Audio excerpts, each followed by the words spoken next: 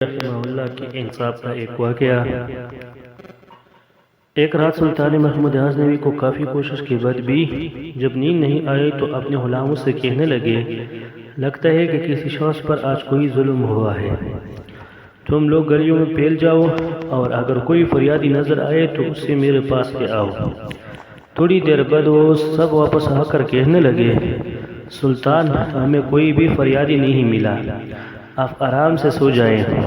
سلطان کو جب پھر بھی نیند آئی تو وہ کپڑے بدل کر خود محل سے باہر نکلا۔ محل کے پچھواڑے میں خرم سرا کے نزدیک اس سے کسی کی یہ فریاد سنائی دی، اے اللہ! سلطان محمود اپنے مصاحبوں کے ساتھ محل میں عیش و عشرت کی زندگی گزار رہا ہے اور محل کے حکم میں مجھ پر یہ ظلم توڑا جا رہا ہے۔ سلطان نے اس سے مخاطب ہو کر کہا، تم کیا بات کر رہے ہو؟ میں محمود ہوں اور تمہاری فریاد رسی کے لیے آیا ہوں۔ مجھے بتاؤ کیا ظلم ہوا ہے تمہارے ساتھ؟ وہ بولا، آپ کے خواص میں سے ایک شخص جس کا نام میں نہیں جانتا ہر رات میرے گھر آتا ہے اور میری بیوی کے ساتھ زیادتی کرتا ہے۔ اس وقت وہ کہاں ہے؟ سلطان نے پوچھا۔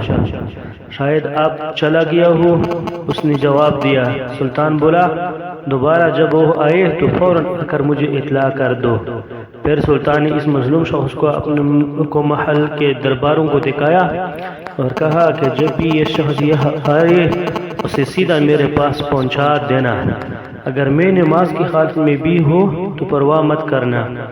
اگلی رات وہ شخص سلطان کے پاس آیا اور بتایا کہ وہ شخص اس وقت اس کے گھر میں موجود ہے۔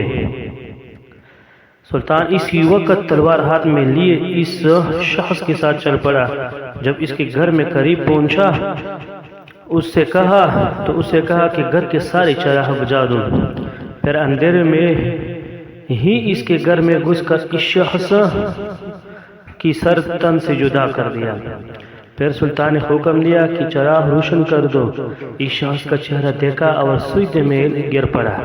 پھر گھر کے مالک سے کہا، اگر کچھ کھانے کو ہے تو لے آؤ، مجھے بہت سخت بھوک لگی ہوئی ہے۔ مظلوم شخص نے کہا، آپ جیسا سلطان مجھ حریف کے گھر کا کھانا کیسے کھائے گا؟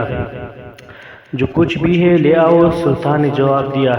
وہ شخص 100 کی روٹی اٹھا لایا جسے سلطان نے بڑی رغبت سے کھایا۔ وہ شخص سلطان سے پوچھنے لگا کہ چراغوں کو بچانا، سجدہ کرنے اور روٹی طلب کرنے کے پیچھے آخر کیا راز ہے؟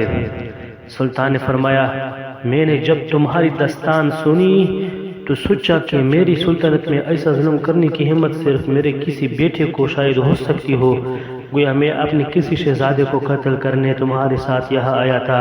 میں نے اندھیرا کرنے کو اس لیے کہا تھا کہ کہیں پھر شفقت نہ آئے، میرے انصاف کے راستے میں حائل نہ ہو جائے۔ چراغ جلنے پر جب میں نے دیکھا کہ وہ میرا بیٹا نہیں تو میں سجدہ شکر بجا لایا اور آپ سے کھانا اس لیے مانگا کہ جب سے مجھے تمہاری مصیبت کا علم ہوا ہے میں نے اللہ کے سامنے قسم کھائی تھی کہ جب تک تمہیں انصاف نہیں مل جاتا میرے اوپر روٹی حرام ہے۔ اس وقت سے آپ تک میں نے کچھ نہ کھایا ہے اور نہ